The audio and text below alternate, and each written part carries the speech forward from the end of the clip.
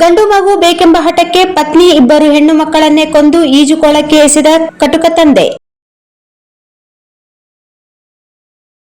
ಗಂಡು ಮಗು ಬೇಕೆಂಬ ಅಂಧಾಭಿಮಾನ ಮತ್ತು ವಿಕೃತ ಮನಸ್ಥಿತಿಗೆ ಅಮಾಯಕ ಹೆಣ್ಣು ಜೀವಗಳು ಬಲಿಯಾಗಿರುವ ಘೋರ ಘಟನೆ ಎಂದು ತೆಲಂಗಾಣದಲ್ಲಿ ನಡೆದಿದೆ.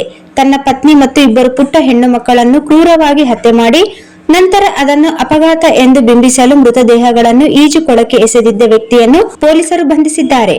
ಆರೋಪಿಯು ತನ್ನ ಪತ್ನಿಯೊಂದಿಗೆ ಗಂಡು ಮಗುವಿನ ವಿಚಾರಕ್ಕಾಗಿ ಪದೇ ಪದೇ ಜಗಳವಾಡುತ್ತಿದ್ದನ್ನು, ಇಬ್ಬರು ಹೆಣ್ಣು ಮಕ್ಕಳಿದ್ದರೂ ಸಹ ಗಂಡು ಮಗು ಇಲ್ಲ ಎಂಬ ಕಾರಣಕ್ಕೆ ಪತ್ನಿಯ ಮೇಲೆ ದೌರ್ಜನ್ಯ ಎಸಗುತ್ತಿದ್ದನು. ಈ ವಿಕೃತ ಹಂಬಲವು ಅಂತಿಮವಾಗಿ ಭೀಕರ ಕೊಲೆಯನ್ನು ಅಂತ್ಯಗೊಂಡಿದೆ. ಪತ್ನಿ ಮತ್ತು ಇಬ್ಬರು ಹೆಣ್ಣು ಮಕ್ಕಳನ್ನು ಕೊಂದ ನಂತರ ಆರೋಪಿಯು ಯಾರೂ ಇಲ್ಲದ ಸಮಯದಲ್ಲಿ ಮೃತದೇಹಗಳನ್ನು ಹತ್ತಿರದ ಈಜುಕೊಳಕ್ಕೆ ಎಸೆದಿದ್ದನು. ಆರಂಭದಲ್ಲಿ ಇವರು ಈಜುಕೊಳದಲ್ಲಿ ಮುಳುಗಿ ಸಾವನ್ನಪ್ಪಿದ್ದಾರೆ ಎಂದು ಎಲ್ಲರೂ ಭಾವಿಸಿದ್ದರು. ಆದರೆ ಮರಣೋತ್ತರ ಪರೀಕ್ಷೆ ಮತ್ತು ಪೊಲೀಸರ ತನಿಖೆಯಿಂದ ಇದು ಆಕಸ್ಮಿಕ ಸಾವಲ್ಲ, ಬದಲಿಗೆ ವ್ಯವಸ್ಥಿತವಾಗಿ ನಡೆದ ಕೊಲೆ ಎಂಬುದು ಸಾಬೀತಾಗಿದೆ. ಇನ್ನು ಫರ್ಹತ್ ಅವರ ಪತಿ ಅಜರುದ್ದೀನ್ ಪೊಲೀಸರಿಗೆ ನೀಡಿದ ಹೇಳಿಕೆಯಲ್ಲಿ ಅವರ ಪತ್ನಿ ಮತ್ತು ಪುತ್ರಿಯರು ಕೊಳಕ್ಕೆ ಜಾರಿ ಬಿದ್ದು ನೀರಿನಲ್ಲಿ ಮುಳುಗಿ ಸಾವನ್ನಪ್ಪಿದ್ದಾರೆ ಎಂದು ತಿಳಿಸಿದ್ದಾರೆ.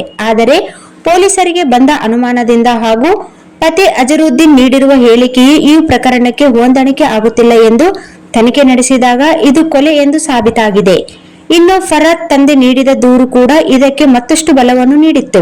ಕಳೆದ ಕೆಲವು ದಿನಗಳಿಂದ ತಮ್ಮ ಮಗಳು ಮತ್ತು ಅಳಿಯನ ನಡುವೆ ಮಕ್ಕಳ ಬಗ್ಗೆ ಮತ್ತು ಫರ್ಹತ್ ಗರ್ಭಧಾರಣೆಯ ಬಗ್ಗೆ ಆಗಾಗ್ಗೆ ಜಗಳಗಳು ನಡೆಯುತ್ತಿದ್ದವು ಎಂದು ಆರೋಪಿಸಿ ಫರ್ಹತ್ ಅವರ ತಂದೆ ಅಲಿ ಪೊಲೀಸರಿಗೆ ದೂರು ನೀಡಿದ್ದರು.